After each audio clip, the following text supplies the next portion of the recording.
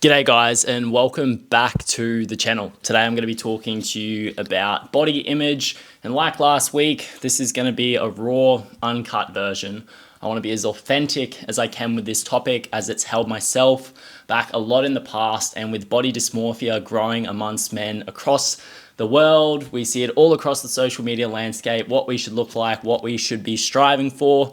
And it doesn't mean that we shouldn't raise our standards and focus on improving our body composition and our level of performance through training and nutrition, but we do need to create a healthier relationship with our bodies, with our training, and with our nutrition. So to give you a bit of a rundown from experience, I've been training in the gym for probably 11 to 12 years now. I was about to self-deprecate and make a joke like you wouldn't tell it by the look of these arms, but that's already a bad play on body image. So yeah, I've been training for 11 to 12 years now, and coming into the fitness industry as a personal trainer, something you're obviously looked at or judged upon is your own physique. Now, it doesn't mean that people choose me just because of the way I look. You obviously need a personality, a knowledge base, and the ability to get a client a result as well. But I do believe personally that it does play a strong role. And from what I've seen and where people direct their attention to in social media and on YouTube, a lot of the time, if a guy wants to get shredded or if he wants to build muscle, he's going to look at the guy that's shredded and that has built a lot of muscle, sometimes regardless of the information that they're providing. Luckily enough, in this day and age, there is a lot more call outs. There is a lot more evidence-based, good information coming out. So a lot of the bro science has kind of taken a bit of a back seat. Not that I think those guys don't deserve any credit. They're hard workers and their mindset and levels of motivation are quite admirable, but we do need healthy information coming out, or evidence-based information when it comes to training and nutrition practices.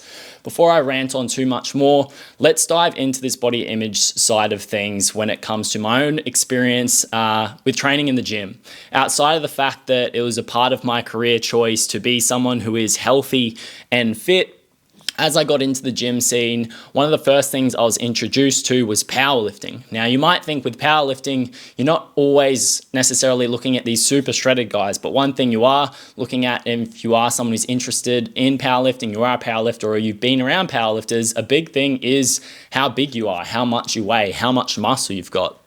So when it came to that, I was around dudes who were 30 to 40 kilos more than me, out squatting me, benching me, deadlifting me by margins. And that was probably one of the first points where I had the issue with not being big enough, not being strong enough. And then fast forward a few months into that year of 2018, which it was, I did a fitness competition. So I did what they call ICN. I believe it's called I Compete Natural. So you're not supposed to be on gear in that competition. And I did that. And I've discussed in the past on this channel that my issues with body image came from my childhood, from who I looked up to. I was a district level swimmer, so our bodies were always on display, and I had friends who were in good nick, and I just never seemed to get the abs or the physique that I wanted at a young age. So coming into a sport like a fitness competition, or let's just call it bodybuilding, if you've already got those pre-existing beliefs of what your body should look like and limitations and the standard you put upon yourself. For example, when I actually did my contest, I wasn't lean enough, right? I got there on stage day and I looked around. These other guys were leaner than me, but even though I was the leanest I ever was, it just wasn't enough. It was never enough. And that's probably one of the underlying principles when it comes to body image is you feel like it's never enough. You're always chasing the dragon. No matter how hard you work, how good your nutrition is, you're always working for more. And whilst I think that idea of Kaizen, the continuous pursuit of improvement, this mindset of 1% better every day is good, where is it coming from? And that's probably another key point when it comes to body image is this coming from a place of fear and insecurity, a fear of not being enough to other people, or an insecurity of not being enough to other people based on the way that you look?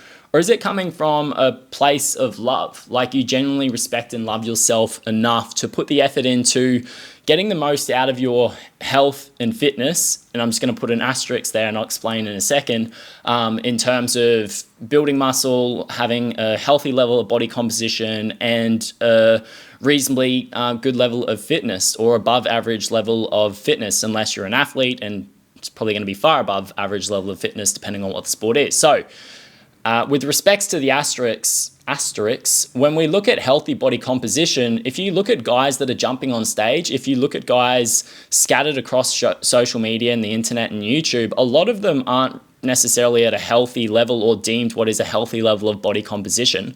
They are stage lean a lot of the time. There's these guys that manage it year round, a lot of them with a little bit of assistance. There might be some guys that naturally can hang on to that. And we start to set this standard of what a body should look like based off unhealthy levels of body composition, where body fat's super low. Another thing to bring into this topic is that if you are someone who has got that level of body composition currently, or you've achieved it before, one thing I always noticed is that I felt like shit. Me personally, after all that dieting and training I was doing, I felt so fatigued, and it was quite hard to maintain that level of body composition.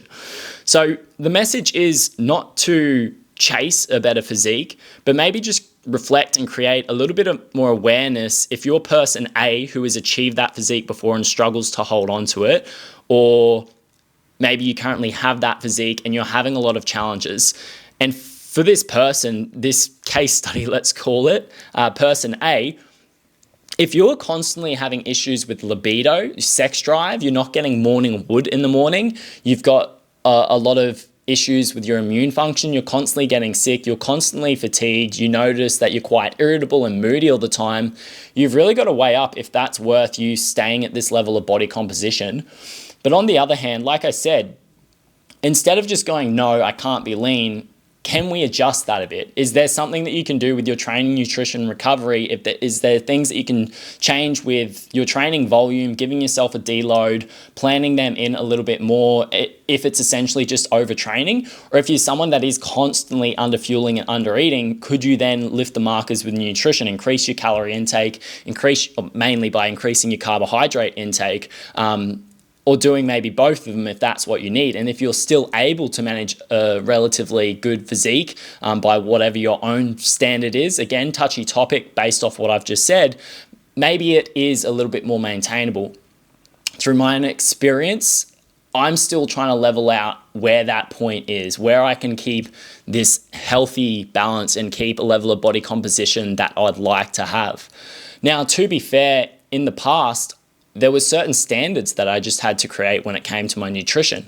I was very active when it came to my training in these times, training 6 to 8 more times per week, even 8 to 10 times a week across strength training, running, Muay Thai. And when it came to nutrition, I was still reasonably flexible with my diet, but there was just strict rules on some things, like going back for seconds was a no-go. There was just certain things I'd do when I was eating out, whether it was just getting a smaller side or not getting the sides at all, always getting the 0 sugar drink, and just certain food choices that I'd make, always looking for the leanest option possible. So there are certain standards that you have to be disciplined with to maintain that physique. And I think that's another good point to bring up on this topic is, what are you actually prepared to do if you're someone that wants to reach a level of body composition and maintain it? Is it worth the restrictions that you're going to have to put in place? And you're only going to find that out through experience. Personally, there's times for me where it's just nice to have a meal and have the dessert and maybe eat a little bit more than I probably should have when I'm with my partner or I'm with friends. In the past, I've had to restrict social activity. If I was really dialing in for whatever the body composition goal was, that was just how I operated in the past. Otherwise, I was employing strategies like intermittent fasting or just making some sort of adjustment with my nutrition to get there. Now, I think we're delving off a little off the main point here when it comes to body image, but these are obviously all things that are involved in this experience and that will influence it. And the last question there was, what are you prepared to do to get to that level of body composition? And are you actually going to feel fulfillment in being disciplined enough to keep that level of body composition? And if not, if you're not doing it, if you're not prepared to do that, then you need to change your goal. Like, you need to stop having this dissonance, cognitive dissonance, always running where you're setting the benchmark here, but you know your own values don't align with that. You know you're not actually prepared to do it. And it's okay if you're not 8% body fat and you're happy sitting at 12 to 15%. For a lot of people, 12 to 15% body fat is an incredible state of body composition to be in based on where they currently are. It's also a lot healthier, but for a lot of people, it's actually probably fatter, in quotation marks, than what you actually think it would look like. When I was sitting between that range, I was nowhere near as lean as I thought I would be. It was only once I got down to like, let's say 7 or 8% where I was like, oh yeah, this is cool. You're seeing all the veins, you're seeing all the little muscle striations. And like I said, it was hard to get there. It wasn't enjoyable. I was fatigued a lot more. Another point to take into consideration is how it affects your work, how it affects your relationships. Like I mentioned earlier, when you're highly irritable or moody or you're fatigued, think of your drive towards being social. Think of your drive to go on dates with your partner. If you're tired all the time, think of your drive to actually build your business. That's something that comes to mind is when I see these guys who are super lean, but they're still managing to kill it in business, but there's obvious assistance in regards to testosterone use. That's completely changing the ball game. That's a completely different story when you've got that sort of support there. I would applaud any guy who's able to maintain a certain level of body composition, absolutely crush it in business, have great energy and vitality all the time, great sex drive, managing to keep it together with his missus and keep a social life. If you can tick all those boxes, like, kudos to you. So I guess the main takeaways from the videos today are, given that we are seeing this massive growth in body dysmorphia over time based off of the standards that we're seeing across social media and any other platform, like just think of movies that you're watching. You know, the standard of a physique in a movie these days compared to what it was 20, 30 years ago is very different, given the size of some of these guys in the movies and the level of leanness that they actually have. You can see this, like a good example is Hugh Jackman in Wolverine over the years, right? Like how his physique changed over the years.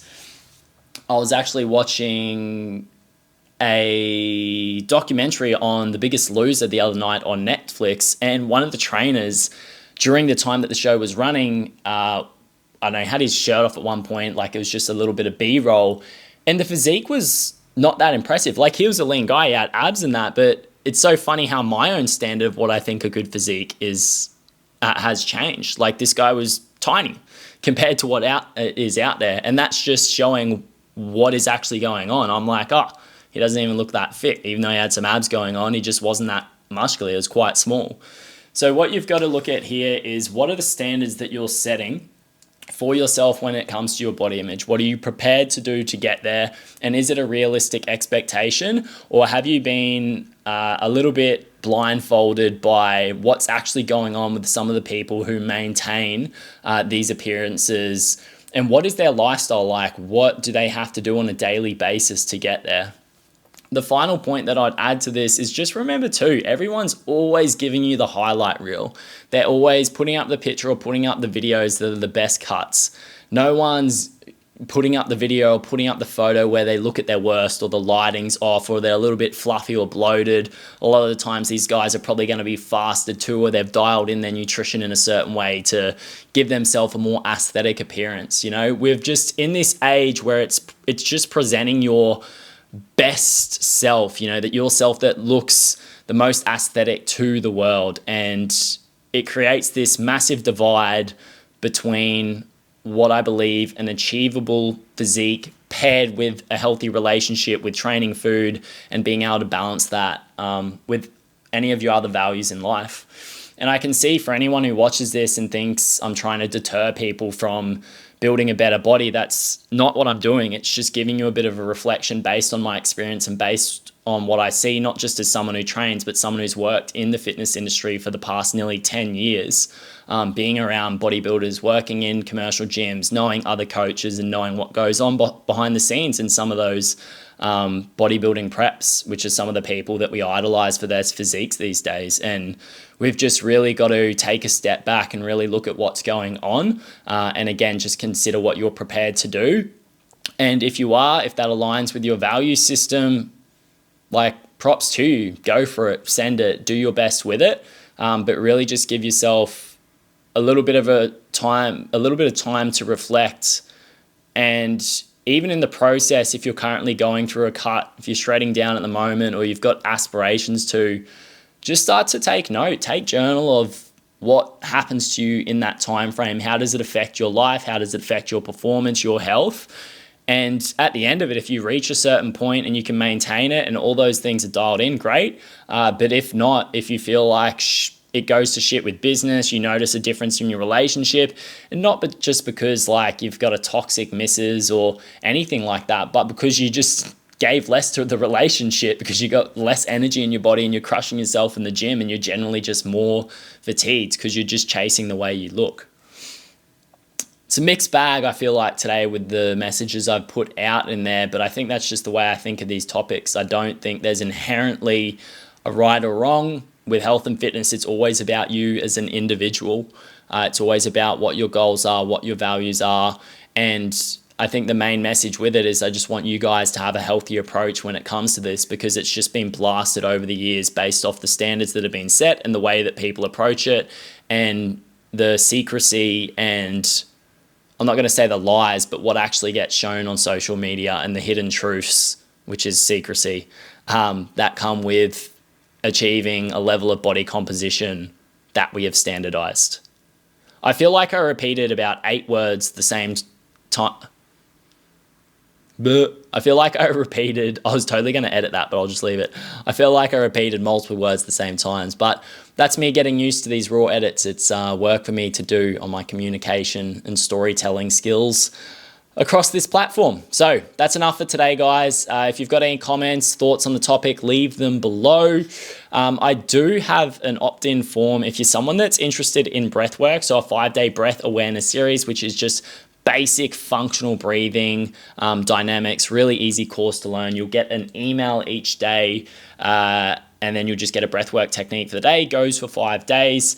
If you're anyone who's looking for coaching when it comes to building a leaner, stronger, and more endurable body, taking into account creating a healthier relationship with your food, but ultimately just building a more confident version of yourself, and also being able to practice breath work and feel the benefits of creating better emotional resilience and self-awareness in your life, you can also apply for the Forge coaching program in the description below. Any Brisbane-based people, not this Saturday, but Saturday the 30th of August, we're taking the Daily Discomfort Run Club down to Shorncliffe Beach. We're going to be doing a time-capped run, so it could be anywhere between 5 to 10K, and we're going to be doing breath work and cold water exposure. Cold water exposure based on a Brisbane average cold day in winter, or the end of winter. So if you're keen for that, follow the Daily Discomfort AU page on Instagram. You can RSVP on there. Otherwise, just send me a direct message. Look forward to chatting to anyone in the comments, and I'll see you guys in the next podcast, episode 9.